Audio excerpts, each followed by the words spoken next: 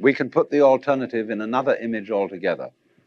And I will call this not the ceramic image, not the fully automatic image, but the dramatic image. Consider the world as a drama. What's the basis of all drama? The basis of all stories, of all plots, of all happenings. It's the game of hide and seek. You get a baby. What's the fundamental first game you play with a baby? You put a book in front of your face, and you peek at the baby like this. The baby starts giggling, because the baby is close to the origins of life. It comes from the womb really knowing what it's all about, but it can't put it into words. See, what every child psychologist really wants to know is to get a baby to talk psychological jargon and explain how it feels. But the baby knows. You do this and this, this, this, and the baby starts laughing, because the baby is a recent incarnation of God. And the baby knows, therefore, that hide and seek is the basic game. See, before, when we were children, we were taught 1, 2, 3, and ABC. But we weren't sat down on our mother's knees and taught the game of black and white. That's the thing that was left out of all our educations. That life is not a conflict between opposites, but a polarity. The difference between a conflict and a polarity is simply, when you say about opposite things, we sometimes use the expression, these two things are the poles apart. You say, for example, with someone with whom you totally disagree, I'm the poles apart from this person.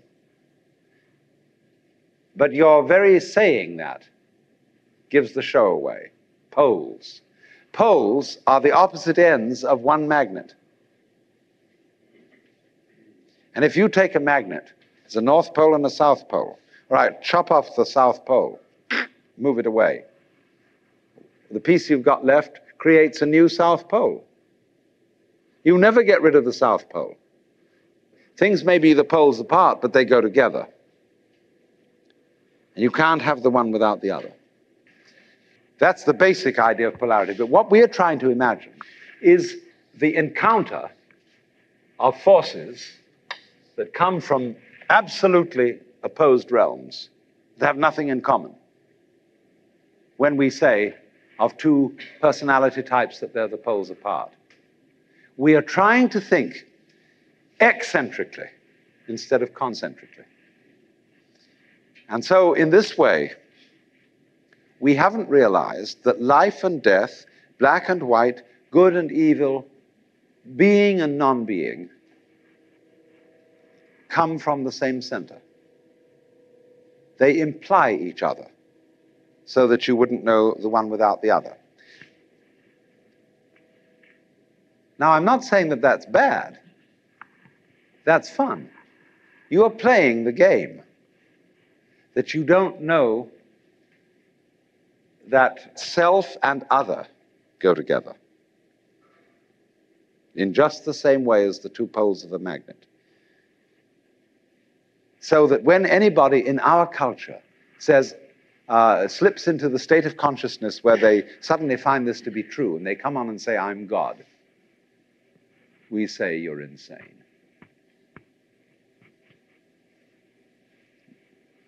Now, it's very difficult. You can very easily slip into the state of consciousness where you feel you're God. It can happen to anyone. Just in the same way as you can get the flu or measles or something like that, you can slip into the state of consciousness. When you get it, it depends upon your background and your training as to how you're going to interpret it. If you've got the idea of God that comes from popular Christianity, God as the governor, the political head of the world, and you think you're God, Then you say to everybody, well, you should bow down and worship me. But if you're a member of Hindu culture and you suddenly tell all your friends, I'm God, instead of saying you're insane, they say, congratulations, at last you found out. Because their idea of God is not the autocratic governor. When they make images of Shiva, say he has 10 arms. How would you use 10 arms? It's hard enough to use 2.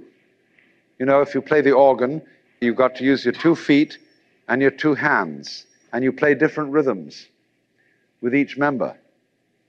It's kind of tricky. But actually, we're all masters at this, because how do you grow each hair without having to think about it? Each nerve. How do you beat your heart and digest with your stomach at the same time? You don't have to think about it. In your very body, you are omnipotent in the true sense of omnipotence, which is that you are able to be omnipotent. You are able to do all these things without having to think about it. When I was a child, I used to ask my mother, of course, all sorts of ridiculous questions that every child asks. And when she got bored with my questions, she'd say, darling, there are some things we're just not meant to know. Well, I said, will we ever know? She said, yes, of course, when we die and go to heaven, God will make everything plain. So I used to imagine that on wet afternoons in heaven, we'd all sit around the throne of grace and say to God, well, now, why did you do this? And how did you do that? And he would explain it to us. Heavenly Father, why are the leaves green? And he would say, because of the chlorophyll. And we'd say, oh.